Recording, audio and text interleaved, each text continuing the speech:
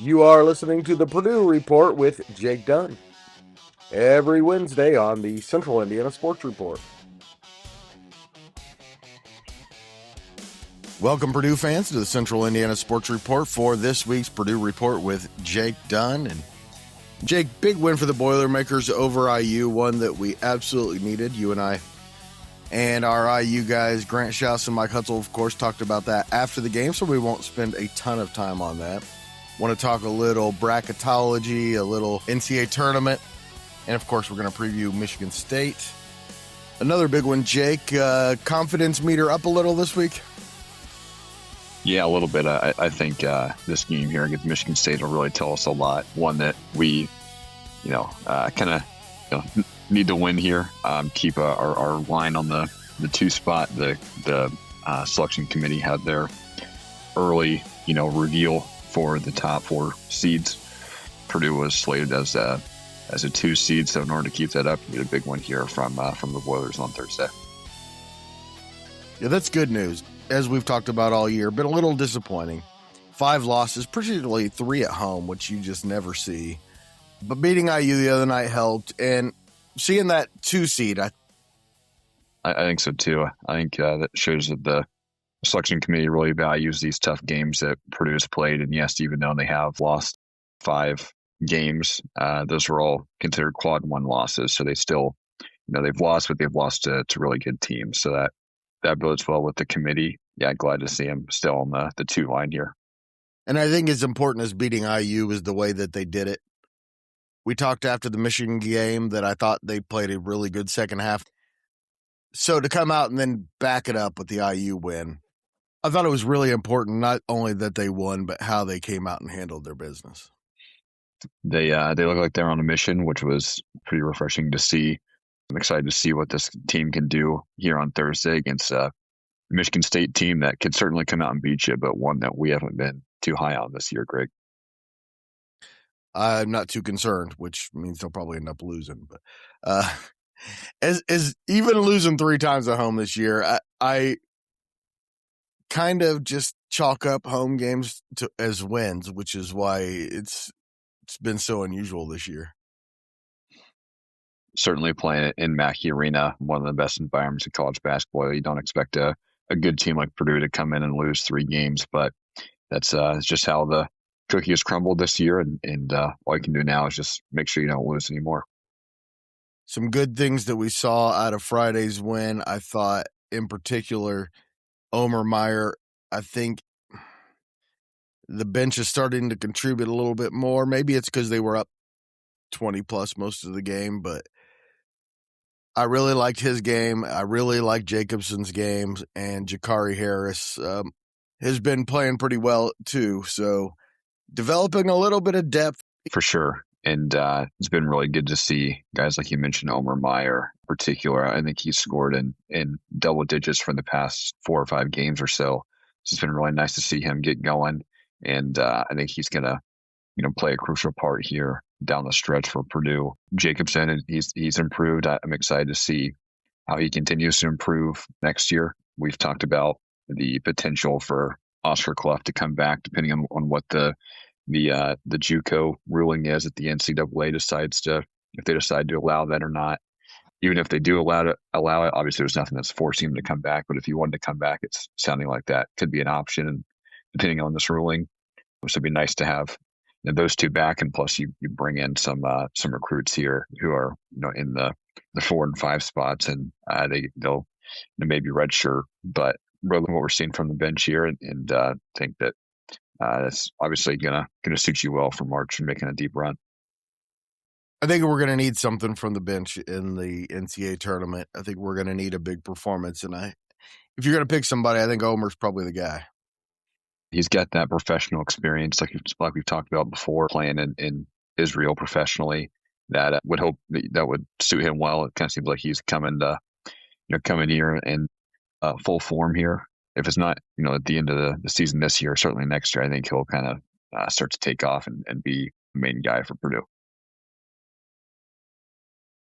And the biggest thing from Friday night, of course, was out rebounding IU 30-15, Jake. And Trey Kaufman ran just completely dominating inside, 20 points on 10 field goal attempts. If they do that, they're going to be awfully tough to beat. Absolutely. And that was something that we talked about kind of when we got into this stretch here of games where they needed to have the TKR of old come in and really dominate like he has been. So 20 points against IU, threw in 6 rebounds and 5 assists as well. Really good game from him. The game before, 27-12 against Michigan. Game before that, 12-12 against Iowa, and then against Nebraska, he had 6 points and 19 rebounds. So yeah, that's the TKR that we've really kind of need to see all year. Certainly going to need that type of TKR going forward here into both the Big Ten tournament and the Big Dance. And before we talk some bracketology, both NCAA tournament bracketology and Big Ten, because we need to talk about Braden Smith, now 994 career assists. On Thursday night will probably, although not certainly, become the 5th player in NCAA history with 1,000 career assists. Obviously, we hope that he does get this record, but if he doesn't, still, having that many assists in a career is just pretty remarkable. So I think he's got a good chance here to break that record if Purdue can make a run here. And depending how the season shakes out, obviously we hope they get that. I guess now it's a triple bye. We hope they get that bye in the Big Ten tournament, but I guess the only positive of not getting that is he gets another game to get some more assists. So Purdue's certainly going to focus on winning games rather than getting the record, but pretty remarkable. A kid that, his next highest recruit was or his next highest offer was, like the MAC or like Wyoming. Yeah. Pretty remarkable that he can, come in here and have the chance to beat the all-time assist record for college basketball. So pretty, obviously we love Braden Smith quite a bit. We're really hoping that he gets to beat the record here. 44 assists away from second all-time, so at the very least he's going to do that. Bobby Hurley's still quite a bit of the way out there, but it certainly looks like he's going to pass Chris Corsiani and Ed Cota and Jason Brickman before the end of the regular season. So it'll just be one to go, it looks like, in the postseason. For sure. So for 9 games left, you got 4 in the regular season, you get some in the Big Ten tournament and some in the NCAA tournament. He would need to average 9.11 assists a game to break the record in 9 games. I think they'll hopefully end up playing a little bit more than 9 games. But yeah, he's going to have to rack up a lot of assists here towards the end of the season. And what better game to do it than here at home against Michigan State, where there's a guy on the other side of the court there, Jeremy Fears, who we'll talk about here shortly. He's challenged Braden Smith so far for the Big Ten assist leader. And if he stays in college all 4 years, then he may be talking about him breaking any record that Braden Smith would set. Jake, before we get to the NCAA tournament and the bracket quote-unquote reveal, because it doesn't mean anything yet, but still a lot of basketball left to be played, I do want to talk about the Big Ten. As of today, Purdue would be the 4 seed behind Michigan, Illinois, and Nebraska, but they're essentially tied with Illinois, Nebraska, Michigan State, and a game up on Wisconsin, so pretty much anywhere between 1 and 5 is a possibility. Maybe even 6 if things went horribly. I would think so. Certainly expect Purdue to win out here. And I believe they would have the tiebreaker over Nebraska since they have that head-to-head. So if Nebraska wins out and Purdue wins out, they should stay at Purdue should be the 4 seed there. I believe Illinois still has to play another tough opponent or two, so they could drop one. And if Purdue wins out and Illinois drops 1 or 2, and Purdue could slide up there. They play Michigan on the 27th. Right. So that's Friday night. So if they lose that one, they would then have 5 losses in the Big Ten. And if Purdue wins out, they'll have 4 losses. So Purdue could certainly end up here as the 2 seed if things play out well. I think if it's head-to-head with Nebraska, it would be Purdue's advantage. I think if it was a 3-way tie with Michigan State and Illinois, who knows? But I don't think we're going to have to worry about any of that. And of course, Illinois would have the tiebreaker against Purdue. And if they beat Michigan, they probably will go unbeaten the rest of the way. So 2 seed, 3 seed, not that really big of a difference. I guess it'll make it a little different in opponent, but not much. Nebraska, too, they still have to take their West Coast trip here to end the season. So they've got Maryland at home tonight on Wednesday. Then they play at USC on Saturday, the 28th, at UCLA on Tuesday, March 3rd. Then they round off the regular season at home against Iowa on March 8th. So they've still got a tough stretch here. And they just got beat by Iowa last week. So certainly not an easy stretch here for Nebraska either. So even if Purdue were to drop one, as long as they don't lose to Michigan State, and Michigan State they still have to play Michigan again, so could certainly still sneak in there. Even if they drop one, depending on how the rest of the conference shakes out, could still drop one and still be a 2 or 3 seed. Doesn't seem likely to be a 1 seed, even if they win out and win the Big Ten tournament. Yeah, Michigan, Duke, Arizona, all from different conferences. Iowa State, UConn from the Big East. They're not going to lose very often going forward. Illinois, as we just mentioned, may lose one more between now and the Big Ten tournament, but maybe not. So it seems like the 2 seed is their destination, but continuing to win and getting preferred location would be the goal, right? Especially for the regional site. Purdue, they travel pretty well, regardless of where the games are being held. But looking at Joe Lunardi, and some people like Joe Lunardi, some people hate him. I'm kind of in the middle, but his bracketology here from I guess yesterday, Tuesday the 24th, he has Purdue as the 2 seed in the East, so that puts their first round game in St. Louis, first and second round. And then if they make it to the regional, they'd be in Washington, D.C., which that'd be pretty close to me. So maybe I could go and make the trip up there. Nice. But yes, that would be cool. Obviously, the Midwest is preferred, but unless Duke loses, since they just beat Michigan, or I guess even if Michigan lost, because if they were the number 1 overall seed, they would still get to pick where they want to go. So Michigan's more than likely going to pick the Midwest bracket, meaning that the 2 seed can't be somebody in their conference. So Purdue would be able to get the 2 in the Midwest anyway, unless somebody else gets slotted there for whatever reason. But I think the East is probably your second best option there, playing St. Louis and then Washington D.C. So the other options there would be either if you're in the South bracket, your regional site would be Houston, and if you're in the West, it'd be San Jose, California. Actually, that's a long way out there. Purdue's kind of done traveling out there, so. The only hope for Michigan not being in the number 1 seed in the Midwest is if Illinois beats them and then runs the table in the Big Ten, and that wouldn't do Purdue any good. And of course, Jake, that makes Thursday night's game all that more important. I think the last 2 we're kind of counting as wins, although they probably aren't certain wins. But the big one left is Michigan State, because while you and I think they're overrated, they are a good team, and Jeremy Fears, I don't want to say this because I don't want to hurt anyone's feelings on Purdue's team, but might be the best player in the Big Ten. He's certainly up there. This is a really kind of strength on strength matchup here. Michigan State, they're a top 10 nationally in defensive efficiency. According to Ken Palm, they're in the top 6. In that, they are first in defensive rebounding and 5th in offensive rebounding. So they are extremely physical, and they like their offense is pretty much transition oriented. They're going to thrive on chaos and second chances, second chance opportunities, and runouts off misses and turnovers. So if this kind of turned into a track meet, then I think it's going to favor Michigan State. But if Purdue can kind of keep it controlled in the half-court game, that certainly favors Purdue. In that chess match between Jeremy Fears and Braden Smith is going to be a fun one to watch.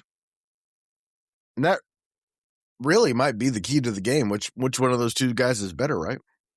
Certainly. I think going to be interesting to see how Purdue wants to defend that. I don't know if they're going to have Braden Smith on him. Cohen Carr's another guy here that is just insanely athletic. He can jump out of the gym and a guy who, certainly could cause Purdue some trouble. So somebody's got to be on him. I'm not sure who they're going to match up on who, but so I don't know if Braden Smith will be guarding Jeremy Fears or maybe we'll see CJ Cox on him, but that'll be kind of the battle to watch here. You've watched a lot of Michigan State this year, Jake. What else do they do well and what else can be exploited? Yeah, we talked about rebounding here. They get roughly 40% of its offense from second chance opportunities. So that's something that we're really going to have to. Not a Tom Izzo team. They don't rebound well. The classic Tom Izzo team here. Get a lot of second chance points off of rebounders. Jackson Kohler and Carson Cooper, their front court, they are pretty big. In the front court there, Jackson Kohler is averaging 12.3 points a game, 9.3 rebounds per game, and also shoots 40% from three. So that's something that is going to hurt Purdue, having somebody on their team who can stretch out and hit from three, a big man. And Carson Cooper, who he's really a defensive anchor. He likes to be on that high hedge in the pick and roll. And he's a pretty good rim protector too. And obviously we mentioned Cohen Carr. He can jump out of the gym, can jump over you to get the rebound. So if Michigan State's out here getting 15 plus offensive rebounds, and Purdue's going to be in danger. But if Purdue can keep it even in that aspect, or even win the rebounding margin, certainly going to be a massive and getting the win here. We talked about in the IU game recap that Purdue only allowed one offensive rebound. So going to be a much more physical team than IU, but if we can have a somewhat of a similar result, certainly gonna help out Purdue here quite a bit. I think perimeter defense is really key, because if they're making 3-pointers, they're going to be tough to beat. We've talked about multiple times this season how teams have come into Mackey and shot really well. And Michigan State's a team that likes to run. So if whether off makes or misses, turnovers, broken possessions, whatever it is, they like to run. So keeping off of threes that Purdue that misses, they're going to have to limit things in transition, and that's really got to be a non-negotiable here. I think a good goal is to keep that keep them under 10 fast break points for this game. So can't be having careless cross court passes. You can't be missing layups, and want to make sure that the floor is properly balanced too, to try to prevent having those run outs for Michigan State's, or having those opportunities that are 2-on-1 in their favor in transition, especially with guys like Cohen Carr. They can just jump they can jump over you and put the ball in the hoop. Yeah, it's certainly gonna have to limit things in transition too. Prediction?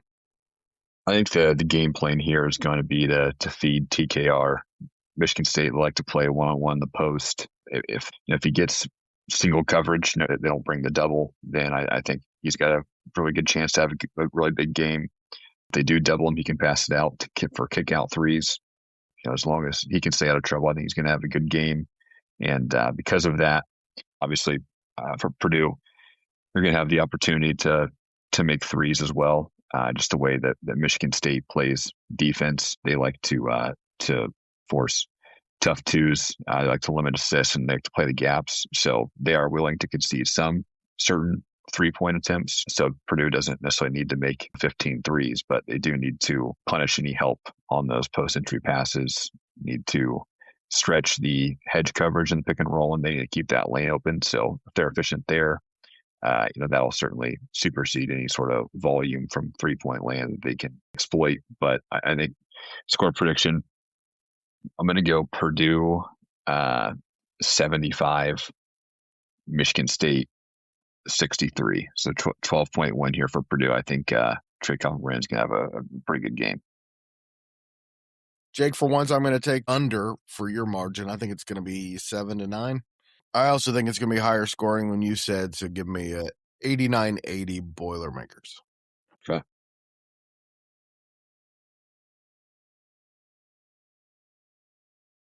Jake, horrible news over the weekend about Rondale Moore. He's a kid I covered in high school at New Albany High School who I really like. It's just a horrible situation. You hate hearing things like this. And he's somebody who I covered in high school, went to Purdue, so of course he's one of my all-time favorites. both I and producer Susie have his jersey hanging in our closets, and this was a tough one, Jake. Yes, it was really heartbreaking. When I saw the notification on my phone pop up, I had to do like a triple take because I was like, there's no way that this is true. So then more stuff came out, and it was actually true, and just really hard to kind of fathom that somebody who in my life that 2018 game against Ohio State, I was at that game with one of my really good friends, and obviously he's a big part of that game and pulling that upset against Ohio State for Tyler Trent. So it's really hard to spare that news to me. He's an all-time Purdue great. I think most Purdue fans would say that he helped bring Purdue kind of out of the dark ages in football. Made Purdue cool again, if it was ever cool in the past. He's probably my favorite, if not top 3 favorite Purdue athletes of all time. So really hated to see that news. And if you're somebody who's struggling, I definitely want to encourage you to speak up and ask for help. So these things should not happen as often as they do. And I think we can all say we can do better about reaching out to other people and also admitting when we need help as well. So I hate to see somebody lose their life like that. Amen, Jake, and R.I.P. Rondale, and boiler up. Boiler up.